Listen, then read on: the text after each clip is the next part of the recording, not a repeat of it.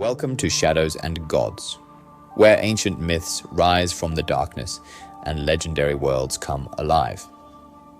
Today we uncover one of mythology's most distorted stories, the tragedy behind Medusa's gaze, and the truth buried beneath centuries of fear and retelling. We all know the monster, a hideous creature with a nest of snakes for hair, whose gaze turns men to stone. We see her as a villain, a final boss for a hero to defeat. But what if that story is a lie? What if her famous gaze wasn't a weapon, but a shield? What if the real monster wasn't Medusa, but the very gods she prayed to? The story you think you know was written by the powerful to hide a terrible truth. This is the story of Medusa, not as a monster, but as a victim whose tragedy was so deep, it was rewritten as a horror story. Before the snakes and the stone-cold stare, there was just a woman. Her name was Medusa, and she was famous throughout Greece, not for being a monster, but for her stunning beauty. Her most celebrated feature was her hair, a cascade of golden curls so incredible that poets gave up trying to describe it. In his work, Metamorphoses, the Roman poet Ovid calls her a maiden of intoxicating beauty, especially known for this glorious hair. But Medusa wasn't just beautiful, she was devout. In Ovid's version, the one that gives us this tragic retelling, Medusa was connected to the temple of Athena. Earlier Greek traditions do not mention her as a priestess, but Ovid's version places her within Athena's sacred space, making her fall from grace all the more heartbreaking. She dedicated herself to the goddess of wisdom and purity, trusting that Athena's protection surrounded her. In this interpretation, her name, which can be tied to the Greek word meaning guardian, becomes a bitter irony. She believed Athena's temple was the safest place in the world, but in the realm of gods, safety is an illusion. The sanctity of Athena's temple was supposed to be absolute. It was a haven where divine law was respected above all else. But this meant nothing to Poseidon, the god of the sea and Athena's rival. Consumed by desire, he set his eyes on Medusa. He didn't see her beauty as something to be admired, but as something to be taken. According to Ovid's account, Poseidon pursued her. Fleeing in terror, Medusa ran to the one place she believed untouchable, Athena's sacred temple. She sought protection at the feet of the goddess's statue. But Poseidon overpowered her there, an act Ovid intentionally describes with ambiguity, but leaves no doubt that it was against her will. In that moment, he not only violated a mortal woman, but desecrated a holy space, directly insulting Athena herself. When Athena appeared, she was filled with rage, but her fury did not fall on Poseidon.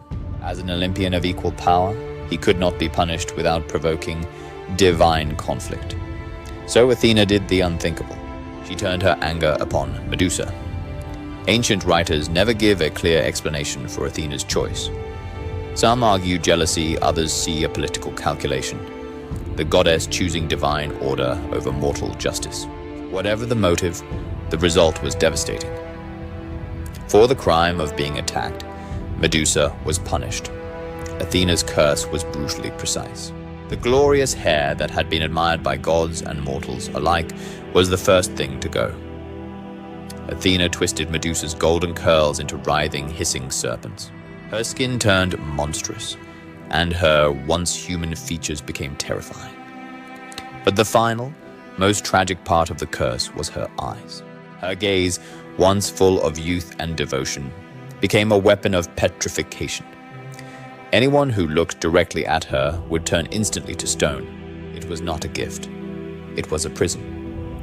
She could never again meet another's eyes. Not in love, not in friendship, not even in desperation. She was sentenced to a lifetime of isolation, forced away from humanity.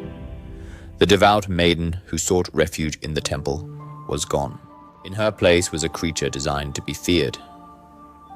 Exiled to a desolate island, Medusa began a new life, not as a predator, but as a prisoner. The world no longer saw a victim who deserved compassion. it saw a monster to be slain. The men who started showing up on her shores weren't travelers stumbling upon danger. They were self-declared heroes searching for fame. They saw her as a trophy, a stepping stone to glory. For Medusa, every approaching ship meant another attempt on her life. Her petrifying gaze, the curse she'd never asked for, became her only way to survive. The stone figures scattered across her island were not symbols of her cruelty. They were reminders of her constant fear, desperate defense, and the relentless pursuit she endured. She did not hunt them. They hunted her. Then came Perseus. He wasn't on a noble quest, nor was he acting from bravery. He had been sent away by a king who wanted him dead, and his mission was handed to him by the very gods who made Medusa what she had become. Athena, the goddess who punished her, gave Perseus a mirrored shield. Hermes gave him winged sandals. Hades gave him a helm of invisibility. The gods did not send him to fight a monster. They armed him to execute a woman they themselves had condemned. Perseus did not challenge Medusa. He did not confront her. He approached her as she slept, vulnerable, unaware, defenseless. Using the mirrored shield to avoid her gaze, he raised his sword and severed her head in the dark stillness of night. There was no fair battle, no heroic triumph, only the silent killing of a cursed and sleeping woman. From her blood emerged Pegasus and Chrysaor, symbols of her connection to Poseidon's violence and Ovid's mythic symbolism. Even in death, Medusa produced wonders. Perseus carried her head with him, using it as a weapon to turn his enemies to stone. Eventually, he gifted it to Athena, the goddess responsible for her tragic transformation. Athena mounted Medusa's head on her shield, the Aegis, turning the face of a victim into a divine emblem of terror. Medusa's suffering became a tool. Her curse became a badge of honor for the goddess who had condemned her. For centuries, this was the story the world accepted. Perseus the hero, Athena the wise protector, and Medusa the monster. A myth rewritten by gods and men who held all the power. But stories evolve, and truth has a way of resurfacing. In modern times, scholars, writers, survivors, and artists began to question the traditional narrative. They saw beyond the monster and rediscovered the woman, a victim of divine violence, punished for a crime committed against her.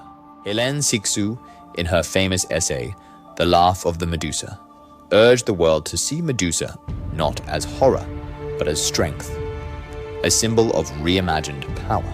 Today, her name is invoked by survivors reclaiming their voices, her face tattooed as a symbol of fearlessness and protection. Her story reinterpreted through movements like Tunst's Me Too, a statue in 2020 depicting Medusa holding Perseus's severed head became a modern symbol of justice reversed, a reminder that the myths we inherit are not always the truths we should keep.